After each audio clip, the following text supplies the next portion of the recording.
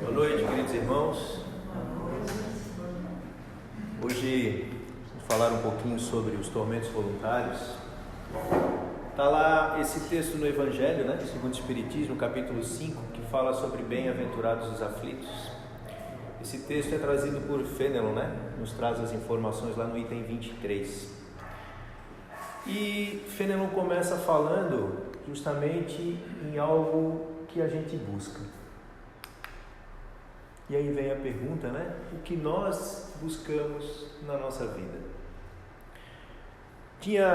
Antigamente eu tinha costume de falar e eu vi muitas pessoas falando dessa forma, né? O que a gente vem fazer nessa terra quando a gente reencarna? E aí a gente diz assim: eu vim pagar, eu vim sofrer. Mas não é isso que a gente veio fazer. A gente vem aqui para ser feliz. Esse é o objetivo. Sermos felizes, né? A gente não vem para sofrer. Sofrer é consequência dos maus atos que a gente tem, né? Das questões passadas ou até mesmo das questões dessa vida atual. E então o que a gente busca para essa nossa vida, senão a felicidade? É isso que a gente vem buscar. A gente vem em busca dessa felicidade, em busca da nossa transformação, em busca do nosso aprimoramento, burilamento, né?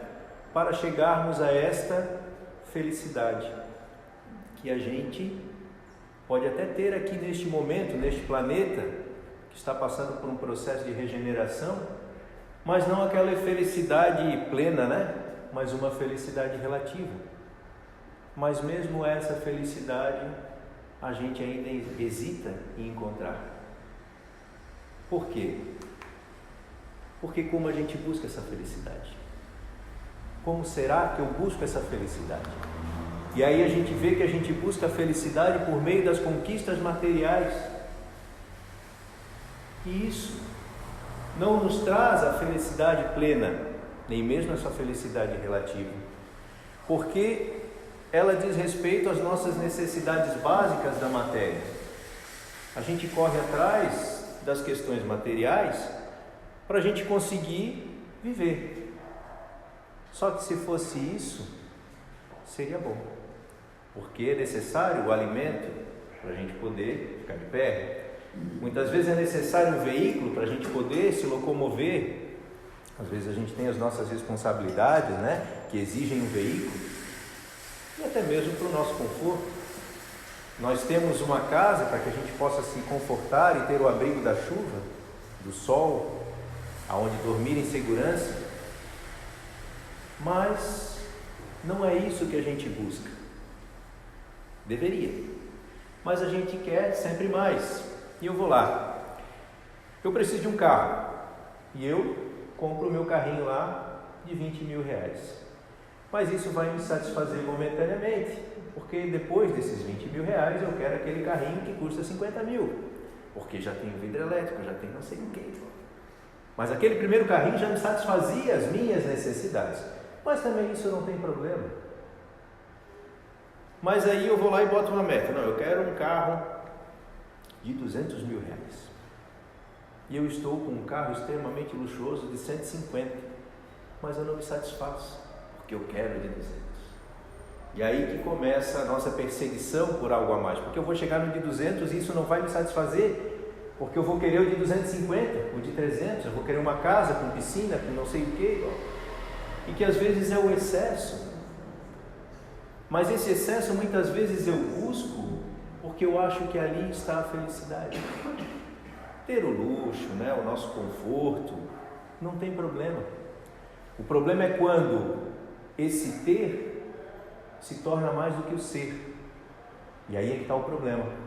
Aí que a gente começa já a entrar numa situação dos nossos tormentos, das nossas aflições, porque a gente nunca vai estar satisfeito com nada, porque estamos buscando a felicidade no lugar errado, buscando os objetivos equivocados dessa felicidade. E aí eu trago a diferença, né, dessas conquistas entre felicidade e alegria, porque tem diferença. A felicidade e a alegria tem diferença. Aquela criança que diz assim, poxa, eu quero um videogame, meu pai vai me dar um videogame no Natal, eu fico o ano inteiro esperando aquele videogame no Natal. E eu vou lá e ganho aquele videogame. Que alegria! Por quê? Ganhei aquilo que eu queria. Mas isso não é uma felicidade plena. Porque daqui a 6 meses, no máximo, aquele videogame já vai estar ultrapassado, aquele celular vai estar ultrapassado, aquele carro já não satisfaz mais as minhas vontades, os meus anseios. E aí eu tenho a alegria, porque a alegria, ela é momentânea e passageira. Assim como as questões da nossa vida, né? Os problemas e as grandes alegrias, elas sofrem essas oscilações. Um dia eu estou alegre, outro dia eu estou triste. Um dia eu tenho problema, outro dia não tenho. E assim é a alegria. Uma hora ela está aqui, outra hora não está mais. Diferente da felicidade, que a felicidade não é algo passageiro, momentâneo. A felicidade é um estado de espírito.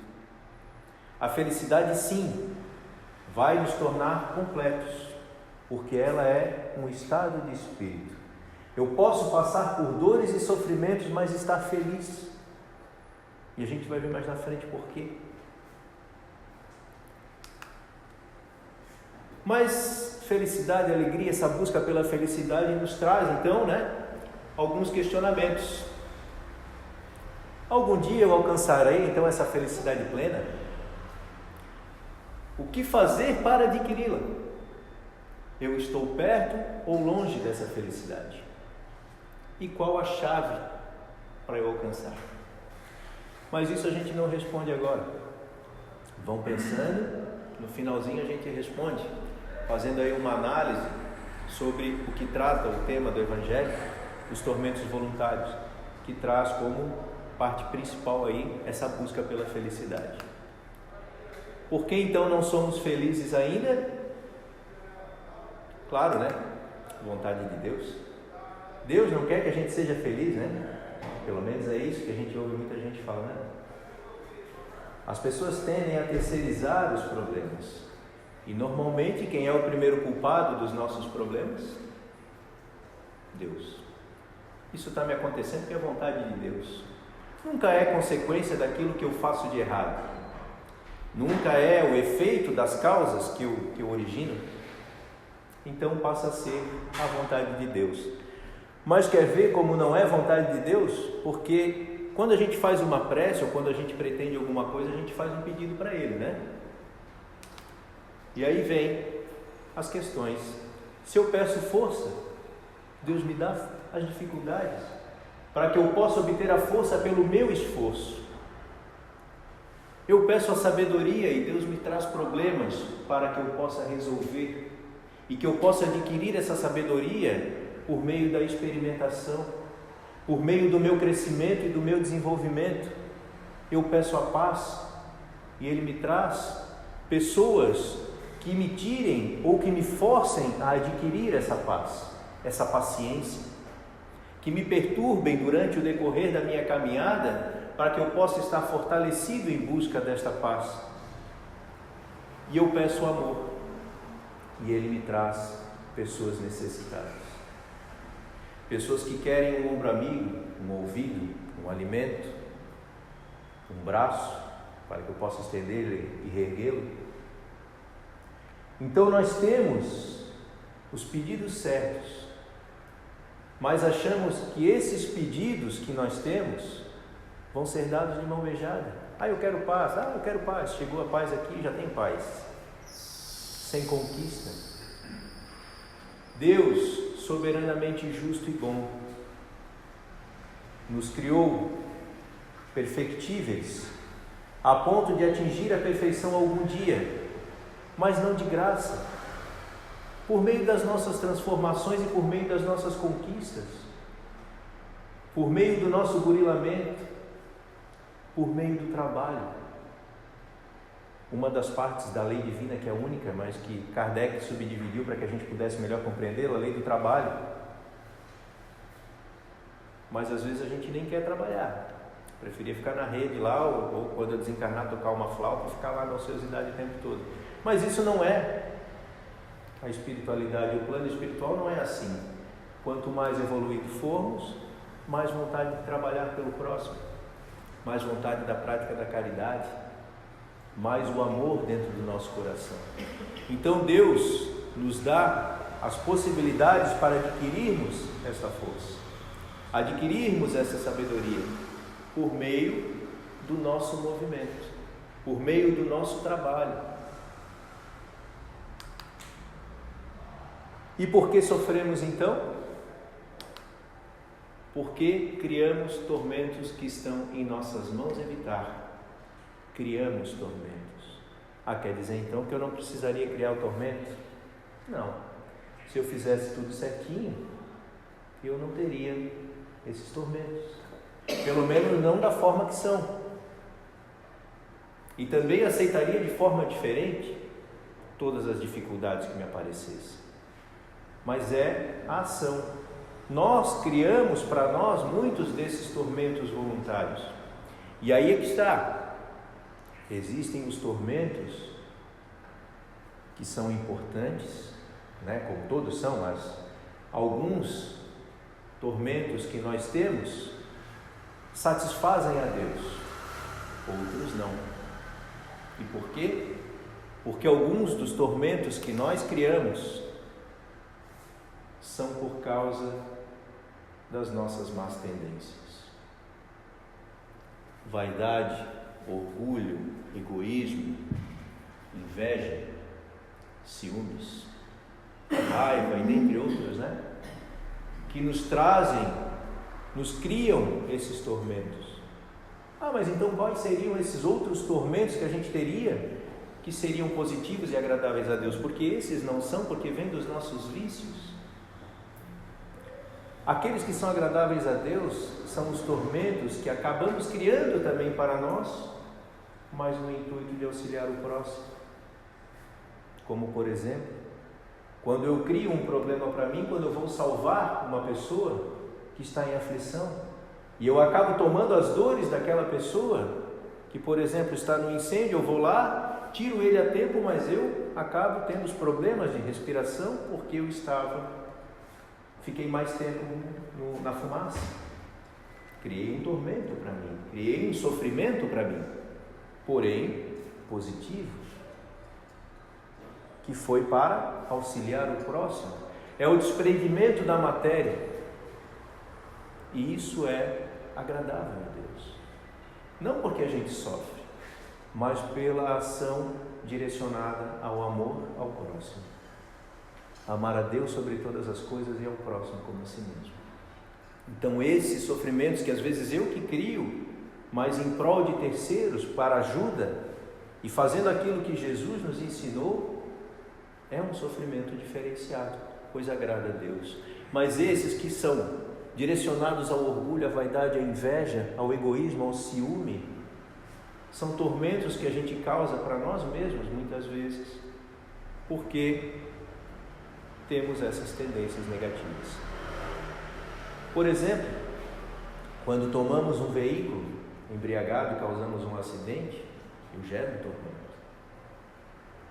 causado por um vício, por uma irresponsabilidade. E isso é um tormento não agradável a Deus, que criamos para nós, sem uma necessidade, mas por nossa irresponsabilidade, ainda nossa inferioridade. Mas cada um conforme o seu estágio, conforme o seu planejamento e o seu andamento, isso faz parte, os erros fazem parte ainda, porque como fomos criados simples e ignorantes, estamos num processo de aprendizagem, ainda muito influenciados pela matéria, ainda homens de pouca fé. E isso nos faz, muitas vezes, cair em erros evitáveis, porque ainda preferimos passar pela porta larga ao invés da porta estreita. E vem, então, essas dificuldades e esses tormentos que assolam a nós e a humanidade. Fénelon trata especificamente neste tema sobre 2 vícios específicos, que é os ciúmes e a inveja. Inveja é a gente querer, né, ter o que é do outro, ocupar o lugar que é do outro. E o ciúme é querer que o outro não ocupe o que é dele por direito. Então vejam que a inveja, o ciúme ainda para mim é pior do que a inveja, porque eu querer o que é do outro, tudo bem, eu vou correr atrás para conseguir ter, enfim, ou se eu quero do outro já é ruim, mas o ciúme é eu saber que o outro tem a possibilidade de ter e eu não quero que ele não tenha, mesmo que eu não queira. Eu não quero para mim, mas não quero que ele tenha também, só pelo simples fato que ele se equiparar a mim. Então veja como é, né? São dois sentimentos muito ruins, mas um ainda eu não quero, mesmo que eu não queira, eu não quero que o outro tenha. E o ciúme ainda tem a questão de várias coisas, né? Esse copo é meu, só que é um copinho novo, não quero que ninguém pegue ele. Tem o ciúme, ninguém mexe nele. Poxa, mas a pessoa está morrendo de sede. Não, esse copo é meu, ninguém mexe, pode quebrar. E nós todos temos, né? De todos aqueles vícios, um pouquinho do ciúme, um pouquinho da inveja, um pouquinho do orgulho, ou se não muito, né? Muito do orgulho, muito da vaidade, do egoísmo, todos nós temos. E todos esses vícios, todas essas más tendências ainda nos causam esta condição dos tormentos que poderiam ser evitados. Mas, como estamos ainda nesse processo evolutivo, há a necessidade de passarmos por esses sofrimentos e por essas dores para evoluirmos. Então isso faz parte ainda. Então inveja e ciúme, mas veja o que traz Fênelon, né? Para o invejoso e o ciumento não há repouso. O que não tem e os outros possuem lhes causam insônias. Vejam que essas pessoas que sofrem com esses males nem dormem, porque vivem remoendo essas condições de querer o que não podem ter, ou de desejar que o outro não tenha, simplesmente pelo fato dele não querer que o outro seja melhor que ele, ou que possa ter algumas coisas que ele naquele momento não pode. E ele sofre com aquilo. Ele vive naquela angústia constante, nesse desespero, neste processo de querer e não poder, e não dorme e não vive porque se entrega a essas condições na matéria. Não desapega. Busca ofuscar os que estão próximos. É tentar fazer com que os outros não brilhem, porque ele quer ser a estrela mais brilhante. Ele quer ser o topo e que os outros se rebaixem a ele. Ofusca o brilho de todas as pessoas. Ela é feliz demais, mas isso é uma mentira. Mas a verdade é a infelicidade daquela pessoa que diz isso. Aquela outra pessoa está tranquila, está feliz, está alegre. Ela é boba assim mesmo, faz isso só para se aparecer. Quantas vezes a gente escuta isso, né? Se é que a gente não fala também, né? Porque a gente tem mania de terceirizar, né? A gente vai jogando, os outros fazem, eu não faço. Isso é muito comum. Eu não faço isso, tá? E são estes, né? Essas pessoas que passam por essas aflições, por esses sentimentos de desgosto, de dor profunda, de desespero, sem contar aquelas pessoas que se auto-sabotam, né? Que vão lá e dizem assim: eu quero um namorado ou uma namorada que é maravilhosa e não sei o quê. E aí aquela pessoa aparece na sua frente: eu quero namorar contigo. Tu olha assim, a pessoa é perfeita, é bonita, tem um bom coração, ajuda todo mundo, é uma pessoa amiga, enfim, tudo de bom. Pelo menos dentro das condições daquela evolução, tudo de bom. Eu vou lá e digo assim, aquela pessoa diz assim: vamos namorar? Deixa eu pensar. Aí volta para casa e diz assim: aquela pessoa é boa demais para mim, não serve. Ela não me merece. E eu me auto-saboto. Então tem pessoas que agem até assim. Ou tem um interesse, né, em alguma coisa, eu digo: não, aquilo não é para mim. São os auto-sabotadores, né? que às vezes impedem de ter um momento de alegria ou de felicidade porque não se consideram bom o suficiente. É a baixa autoestima. Nunca se considera tão bom o suficiente para conseguir ter coisas boas. E aí cria um tormento para si, porque começa a ficar o quê? Com um sentimento de inferioridade. Nada dá certo para mim. Isso é muito comum também, a questão, por exemplo, de um concurso público ou uma prova. Eu vou fazer aquele concurso lá. Vou fazer, mas eu sei que eu não vou nem passar. Já começou errado, né? Eu vou fazer, mas eu sei que eu não vou passar mesmo. E aí fica torcendo para não passar muitas vezes, só com aquela pontinha de esperança. Eu acho, se der está tudo certo, mas eu sei que eu não vou passar. E quando vem o resultado negativo, o que ela diz? Eu sabia que eu não ia conseguir. Todo feliz ainda, né? A gente se sabota. Em vez de a gente se esforçar para que as coisas de bom cheguem para nós, em vez de a gente ter um pensamento positivo, da alegria, da felicidade, eu vou conseguir, eu vou me esforçar. Claro que nada vem de mão beijada, mas a maioria das vezes eu me auto-saboto. E esse é um processo que a gente cria para nós, muitas vezes, dos nossos tormentos também, né? Tem agora um videozinho que eu vou passar que traz mais ou menos tudo isso bem resumidamente, do que eu falei ali da parte de Deus até essa questão dos vícios, né, e dos nossos pedidos, que a gente normalmente diz: eu sempre peço para Deus, mas Ele nunca me atendeu. Por você, porque coisas ruins acontecem com pessoas boas. Para responder isso, seria preciso conhecer o que é desconhecido, a mente do próprio Deus. Às vezes o significado de uma tragédia é difícil de se compreender, mas se alguém tem fé, tudo tem um significado. Mas por que um Deus amoroso permitiria o acontecimento dessas tragédias? Será que Deus, como o Sr. Frank sugere, quer que a gente sofra? Eu pedi força, e Deus me deu dificuldades para me tornar forte. Eu pedi sabedoria, e Deus me deu problemas para resolver. Eu pedi coragem, e Deus me deu perigos para superar. Eu pedi amor, e Deus me deu pessoas com problemas para ajudar. Minhas orações foram atendidas.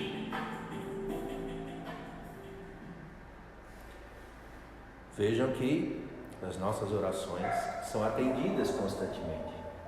Só que a gente não compreende, como ele diz, aquele que nos dá o que temos de melhor, o que nós precisamos, na verdade, para superar todas essas condições. Nós precisamos compreender aquele que não compreendemos ainda, que é Deus. Porque ainda ligados a essa condição da matéria, não conseguimos compreender a essência de Deus, a bondade divina, a sua justiça soberana, sua bondade soberana, porque ainda somos pequenos demais. Mas chegaremos sim, nesse passo de formiguinha, mas cada passinho dessa formiguinha de extrema importância para a nossa evolução, chegaremos a essa felicidade. Quando? Depende de cada um, né? Na verdade, quando eu vou chegar, depende de mim. Não adianta eu sair daqui e pedir faz uma prece lá para mim, que hoje eu não consigo ir no centro espírita, ou eu nunca vou, né? Vai lá, faz uma prece para mim lá então. Também é muito comum, né? Antigamente até se pagava para fazer prece. E a gente pede. E eu, no meu papel?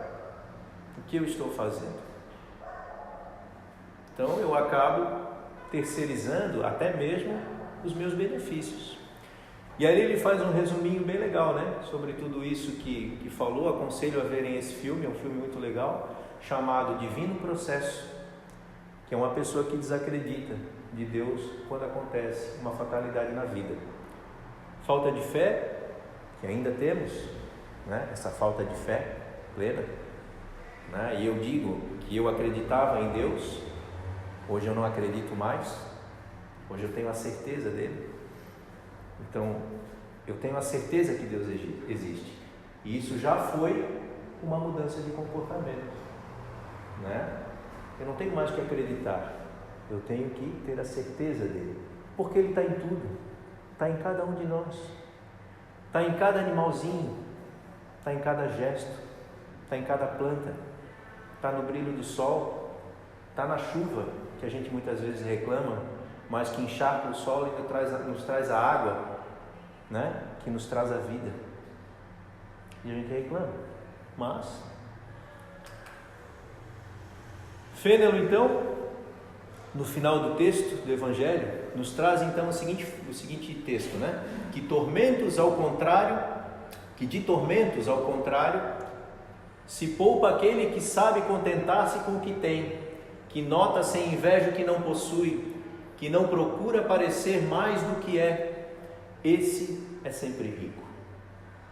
Porquanto se olha para baixo de si e não para cima, vê sempre criaturas que têm menos do que ele, é calmo, porque não cria para si as necessidades quiméricas, e não será uma felicidade a calma em meio da tempestade da vida? É sempre rico, pois olha para baixo de si. O que ele quis dizer com isso? Ele vê que se eu acho que eu estou ruim, ele consegue perceber que tem pessoas que estão ainda pior do que ele, e ele vai lá para estender a mão para ajudar. Não para ignorar, ou para dizer eu sou superior, mas para estender a mão em busca daqueles irmãos que ainda precisam de ajuda, assim como nós, que tem pessoas acima de nós que estendem a mão para nós.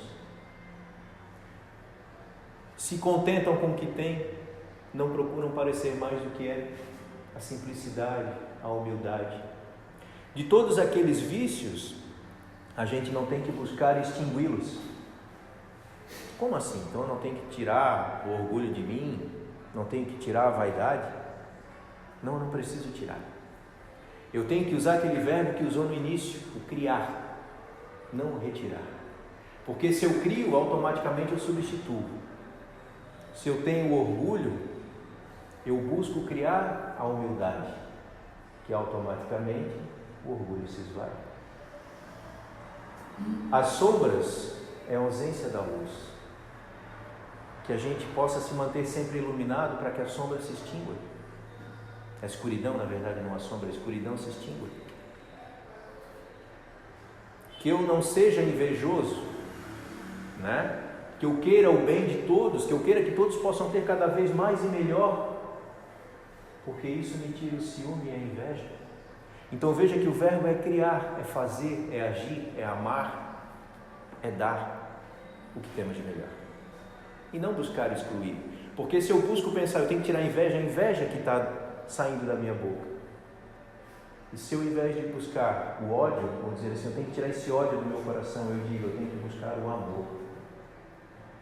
Se tudo aquilo que a gente fala, a nossa mente fortalece, eu não devo buscar as palavras ruins, mas sim as boas falas, para que essas falas e essas palavras me tragam justamente a ação de fazer, né, ou de fortalecer em minha mente as coisas positivas. Então, bem-aventurados os aflitos, pois serão consolados, são justamente aqueles que Fênelon falou ali no final daquela frase, né? Os que confortam, os que olham com amor, os que olham para baixo e não para cima, buscando ter o que os outros têm, mas que olham para baixo buscando auxiliar os que não têm. Então essa é a fala que diz Jesus, né, que quer exemplificar quando ele diz: bem-aventurados os aflitos, pois esses serão consolados. Esses que sofrem por amar, por querer fazer o melhor, esses serão consolados. E por quê? Porque eles sofrem com resignação, por bem dizer do sofrimento, com prelúdio de cura, como prelúdio de cura. Porque sofrem sabendo que esse sofrimento é para o bem, não dizendo que Deus não quis me ajudar, mas agradecendo, obrigado por tudo que passo, pois a dor do corpo é a cura da alma. Tenhamos isso como certeza. A dor do corpo material é a cura do nosso espírito, de nós espíritos. Vamos responder as perguntinhas então? Quais as respostas para as nossas perguntas iniciais? Algum dia alcançaremos a felicidade plena? Sim, né? O dia que nós conseguirmos compreender tudo isso que a gente falou e começarmos a fazer diferente. Teremos sim essa felicidade plena pelo processo de evolução. O progresso é constante, não para, e algum dia alcançaremos sim essa felicidade plena. Não a alegria passageira, mas a felicidade plena. O que fazer para adquirir a verdadeira felicidade? Trabalho constante no bem, de todas as formas. Não tem o bem material? Faça a caridade mais difícil, que é a caridade moral. Empreste um ouvido, uma boca, um abraço, uma conversa. Essa é a caridade mais difícil. Porque dá o dinheiro, entrega o dinheiro aqui e olha para o outro lado. Mas o olhar no olho, um abraço, aquele que necessita, esse sim é uma caridade extremamente difícil. Porque eu tenho que dar aquilo que efetivamente é meu. Porque o dinheiro é matéria, e matéria é passageira, está sob minha posse, mas não é meu. Agora, um sorriso, um olhar e um pensamento caridoso, isso é meu, isso é um desprendimento. Estou perto ou longe dessa felicidade? Depende do quanto carrego de paz em meu coração. Quanto mais em paz eu estiver, mais perto desta felicidade plena eu estarei. Porque a paz, como diz Fénelon ali, a calma, ela é uma felicidade. Porque não se atordoa com nenhuma dificuldade. Sente as dores, mas não se atordoa com elas. E qual a chave para a felicidade? Fora da caridade não há salvação. Quando a gente pratica a caridade, a gente começa a abrir a porta da felicidade. Ainda não fazemos ela da forma como deveria, mas já estamos num processo, legal para esse começo, pelo menos de conhecimento que devo fazer. Em algum momento ou outro a gente pratica essa caridade, mas que a gente possa expandir cada vez mais. E para fechar, que eu já passei um pouquinho, tem um texto do livro Aflições Inúteis, do livro Vivendo o Evangelho, que diz o seguinte, fica para a nossa reflexão, Você se aflige por conquistas que não lhe garantem felicidade autêntica. Quer a riqueza e se aflige por adquiri-la, mas a riqueza não te garante paz. Anseia pelo poder e se aflige por dominá-lo, mas o poder não garante justiça. Deseja a fama e se aflige por alcançá-la, mas a fama não garante humildade. Busca o sucesso e se aflige por atingi-lo, mas o sucesso não garante a paciência. Gosta do prestígio e se aflige por mantê-lo, mas o prestígio não garante tolerância.